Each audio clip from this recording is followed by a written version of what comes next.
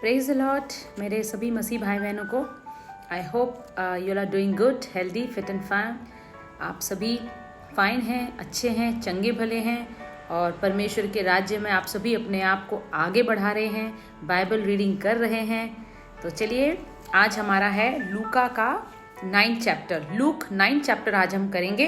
कल हम लोगों ने 8th चैप्टर फिनिश किया था, 2 भाग में हमने 8th चैप्टर को किया था। तो कल हमने देखा कि किस प्रकार यीशु ने विश्वास के द्वारा और किस प्रकार मरे हुए, हमने देखा कि यीशु हर परिस्थिति में, मरी हुई परिस्थिति में यीशु कैसे हमें हाथ उठाकर हमें जीवित करता है और हमसे कहता है कि उठो और केवल विश्वास रखो। तो ये सारी चीज़ें हमने 8th चैप्टर में देखी। आज हम स्टार्ट करेंगे हमारा 9th चैप्टर, लूका का 9th चैप्टर हम स्टार्ट करेंगे और इसको हम पूरा नहीं करेंगे, आधा करेंगे। इसमें 62 चैप्टर्स हैं, इसमें 62 अध्याय हैं इसमें, और हम जो हैं वी विल डू टिल 36 तक हम इसको आज कंप्लीट करेंगे। Okay, so let us start. 12 प्रेरितों का भेजा जाना। फिर उसने 12 को बुलवाकर उन्हें सब दुष्टात्मा और बीमारियों को दूर करने की सामर्थ और अधिकार दिया। यीशु ने हम सभी चेलों को, उसने हमें वो सामर्थ दी है। क्या सामर्थ दी है?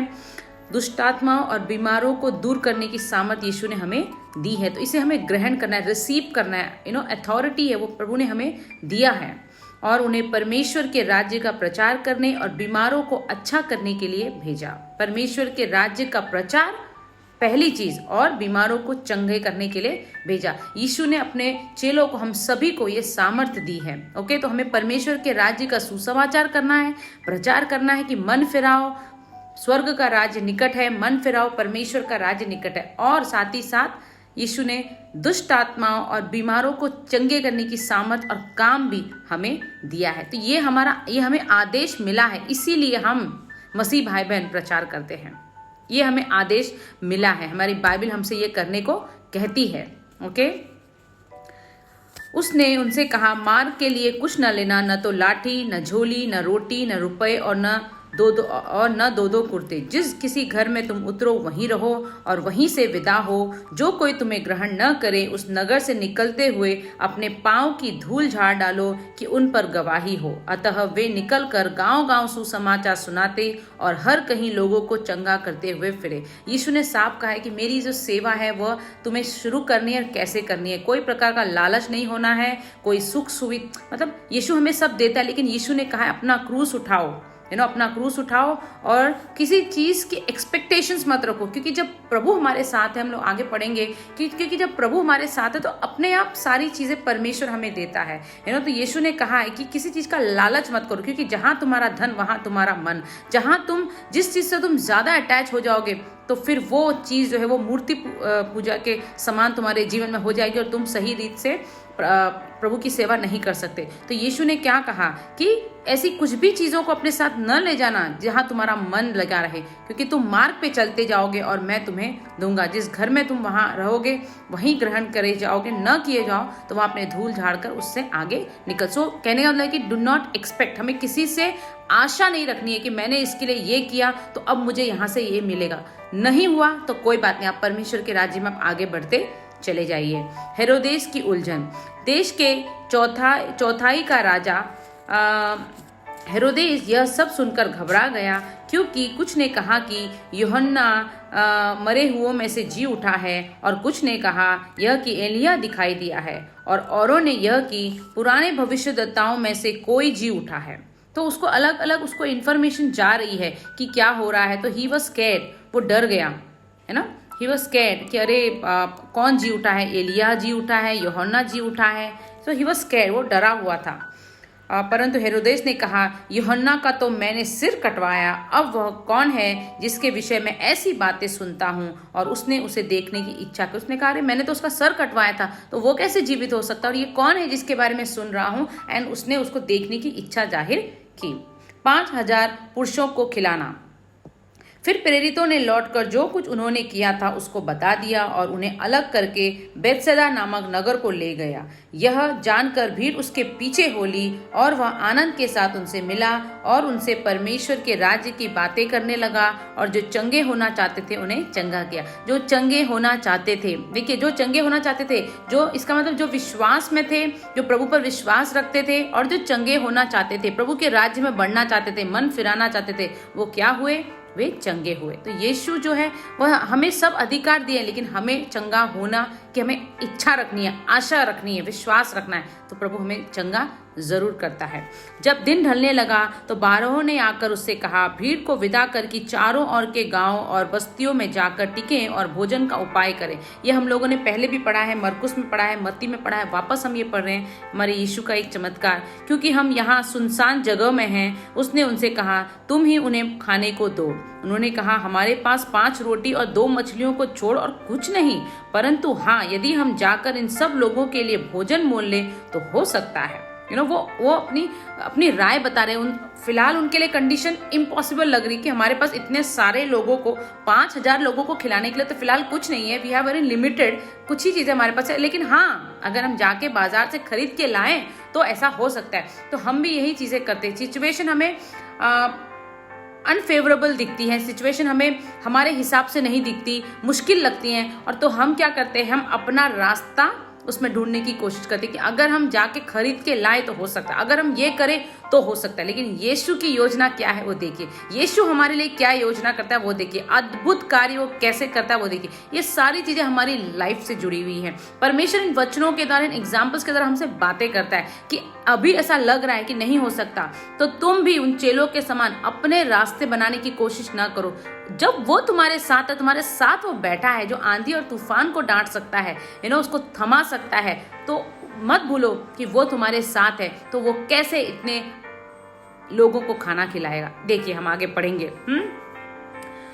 हमारे पास वे लोग तो 5000 पुरुषों के लगभग थे। तब उसने अपने चेलों से कहा, उन्हें 50-50 करके पाती बिठा दो। उन्होंने ऐसा ही किया और सबको बैठा दिया। तब उसने वे 5 रोटियां और 2 मछलियां ली और स्वर्ग की ओर देखकर धन्यवाद किया और तोड़ कर चेलों को देता गया कि लोग परोसे। तब सब खाकर तृप्त हुए और चेलों ने बचे हुए टुकड़ों के 12 टोकरियां भरकर उठाई। कहा उनके पास था नहीं कुछ देने के लिए, लेकिन उन्होंने बाद में कितनी बची हुई टोकरियां उठाई? 12 टोकरियां भरकर उन्होंने उठाई। वो देता गया और वो बांटते गए, वो देता गया, वो बांटते गए। यीशु हमें देने के लिए तैयार है, अनलिमिटेड यीशु हमें देने के लिए तैयार है, भर भर कर देने के लिए तैयार है कि वो बचता भी है, लेकिन हमें उसको रिसीव करना और उसको बांटने की जरूरत है। अपने अंदर तक लिमिट नहीं रखना है, क्योंकि हम पूरी आशीष से अपने तक हमें उसको बांटना है, हमें लोगों को बांटते जाना है। बांटते जो आशीष यीशु हमें देता है, हमें लोगों को उसको हमें मल्टीप्लाई करना है, हमें लोगों तक उसको बांटना है, तो वो बढ़ती चली जाती है, क्योंकि यीशु जो है वो बैठा है अनलिमिटेड रिसोर्स देने के लिए, जितना चाहिए उससे ज्यादा देने के लिए यीशु हमें बैठा है। अब हम कितना रिसीव करने के लिए हम तैयार बैठे, हम कितनी उनकी बातों को सुनते हैं, कितना हम लोगों तक उसको बांटते हैं, उतना यीशु हमें देने के लिए बैठा है। तो इस कहानी के द्वारा आप अपने जीवन में इन चीजों को आप ग्रहण कर सकते हैं, रिसीव कर सकते हैं कि हाँ, यीशु हमारा अद्भुत रीति से देने वाला है। हमें जितना चाहिए उससे ज्यादा वो हमें दे सकता है। भले कंडीशन अभी फेवरेबल नहीं दिख रही है, कैसे होगा दिख रही है, लेकिन यीशु हमें ज्यादा से ज्यादा देने वाला है। हमें उसे बांटना है, मल्टीप्लाई करना है। और कितनी? 12 टोकरियां भरकर उठाई। और कितना था उनके पास? केवल 2 मछलियां और 5 रोटी। ओके, पतरस का यीशु को मसीह स्वीकार करना।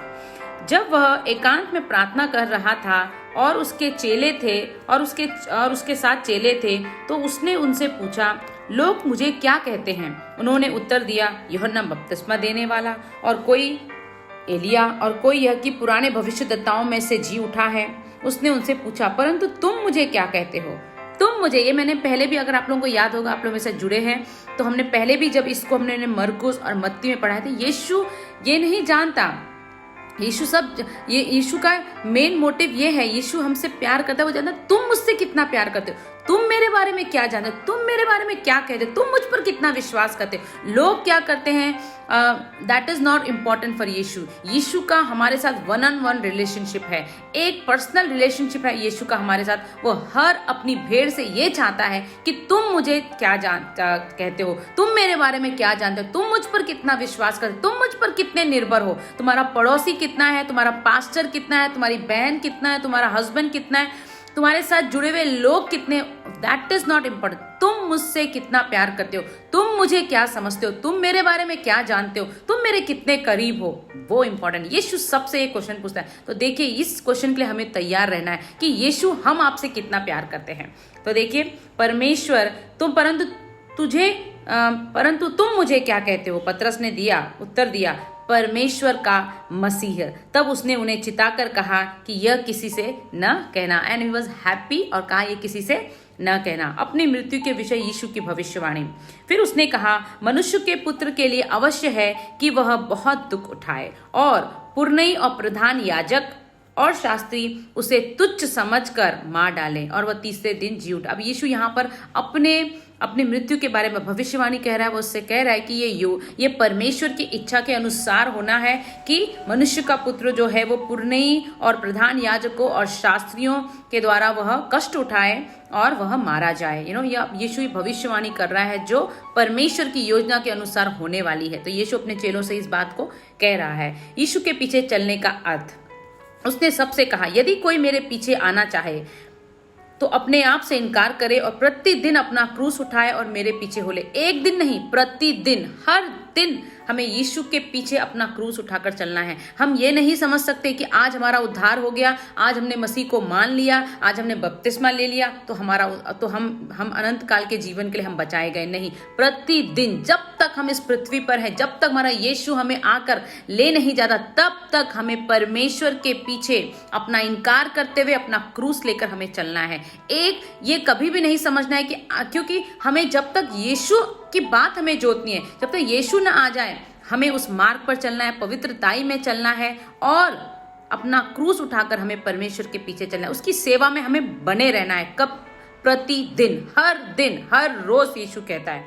ओके, क्योंकि जो कोई अपना प्राण बचाना चाहेगा वह उसे खोएगा, परंतु जो कोई मेरे लिए अपना प्राण खोएगा वही उसे बचाया जाएगा। यदि मनुष्य सारे जगत को प्राप्त करे और अपना प्राण खो दे या उसकी हानि उठाए तो उससे क्या लाभ? अगर यीशु कह रहा है अगर मनुष्य लालची होकर, लोभी होकर पूरे मनुष्य को जीत भी ले, अगर उसका क्या लाभ? क्योंकि उसके प्राण तो उसने खोने हैं। अनंत काल का जीवन उसे नहीं मिल सकता। इसलिए अपनी आत्मा को बचाने के पीछे रहो, न कि इस संसार को जीतने के पीछे। यीशु को जीतने के पीछे हमारी सारी कोशिश होनी चाहिए। हमारा उठना, बैठना, चलना, बातें करना, सेवा, सब यीशु को खुश करने के लिए होना चाहिए, ना कि संसारिक लोगों को खुश करने के लिए।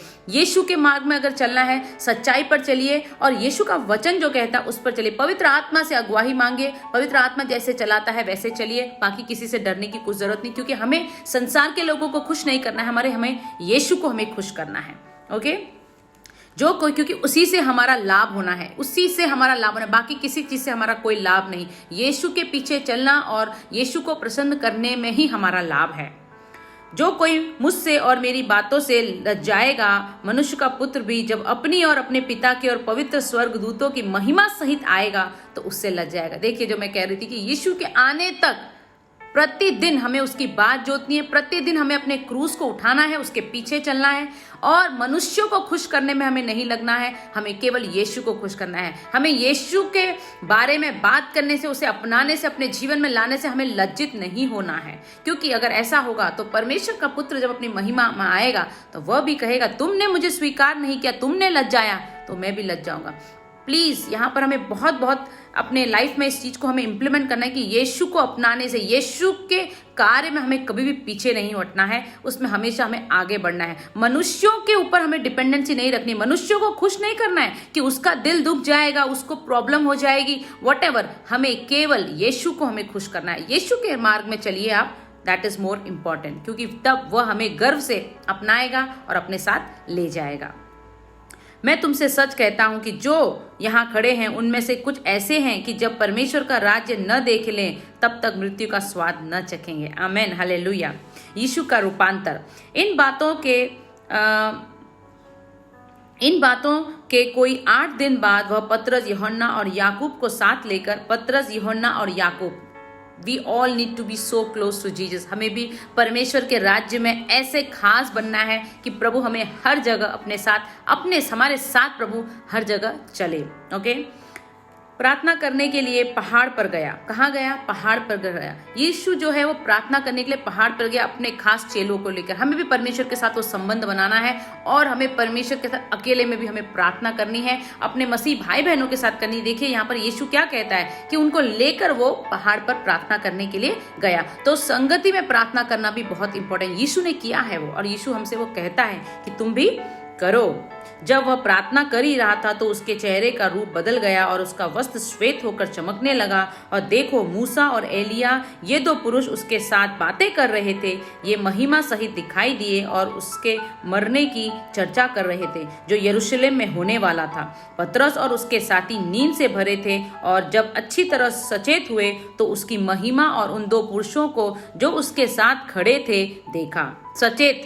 जब वो सचेत हुए तब उन्होंने उसकी महिमा को देखा। सोते हुए हम यीशु की महिमा को नहीं देख सकते। अगर हम प्रार्थना में सो गए, हमारा जीवन सोता हुआ है, आलसी है, हम प्रार्थना में सोए हुए हैं, हम उपवास में सोए हुए हैं, हम बाइबल रीडिंग में सोए हुए हैं, हम धार्मिकता में सोए हुए हैं, अगर हम प्रेम में सोए हुए हैं, नम्रता में हम सोए हुए हैं, जितनी भी आज्ञाएं, जितनी भी चीजें जो परमेश्वर हमसे चाहता है, अगर हम उसमें सोए हुए हैं, सचेत नहीं हैं, तो हम परमेश्वर की महिमा को नहीं देख सकते। परमेश्वर की महिमा को देखने के लिए यीशु ने जो बातें हमसे कही, हमें उसमें सचेत रहना है, न कि सोना है। हर क्षेत्र में हमें सचेत रहना है, एक्टिव रहना है, प्रेजेंट रहना है। अगर हम सोए हुए रहेंगे, आलसी रहेंगे, तो हम प्रभु की महिमा को अपने जीवन में नहीं देख सकते। ये लोग भी जो गए थे, परमेश्वर के पास थे, करीब थे, लेकिन जब ये सोए थे तो ये कुछ नहीं देख, लेकिन जब ये सचेत हुए तो इन्होंने परमेश्वर की महिमा को देखा और उन 2 पुरुषों को जो उसके साथ खड़े थे देखा। जब वे उसके पास से जाने लगे तो पतरस ने यीशु से कहा, हे स्वामी, हमारे यहाँ रहना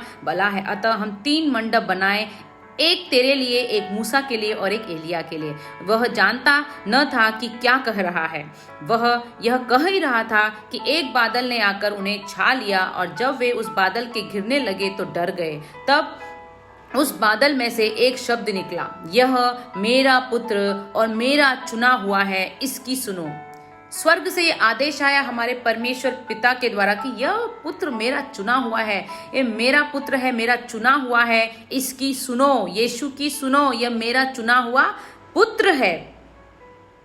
यह शब्द होते ही यीशु अकेला पाया गया और वे चुप रहे, और जो कुछ देखा था उसकी कोई बात उन दिनों में से किसी ने न कही। देखिए किस प्रकार यीशु के बारे में हमारे परमेश्वर पिता ने आकर उसको कहा है कि ये मेरा प्रिय है, मेरा प्रिय पुत्र है, चुना हुआ है, इसकी सुनो। तो हमें परमेश्वर पिता ने जो आदेश दिया है उसकी हमें सुननी है। यीशु मसीह जो है वो हमारे परमेश्वर का पुत्र है, उनका प्रेम खास पुत्र है, और हमें उसकी सुननी है। यीशु के मार्ग पर हमें चलना है, क्योंकि परमेश्वर ने हमें पापों से छुड़ाने के लिए अपने पुत्र को इस संसार में भेजा है। इस बात